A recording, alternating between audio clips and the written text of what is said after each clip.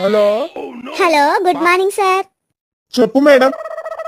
5 లక్షల లక్కీ డ్రాలో మీరు విన్నర్ అయ్యారు సార్. నిజంగా 5 లక్షలు పంపిస్తారా మేడం? అర్జెంటుగా 50,000 మా అకౌంట్లోకి ట్రాన్స్ఫర్ చేయండి సార్. 5 లక్షలు మీకు పంపిస్తాం.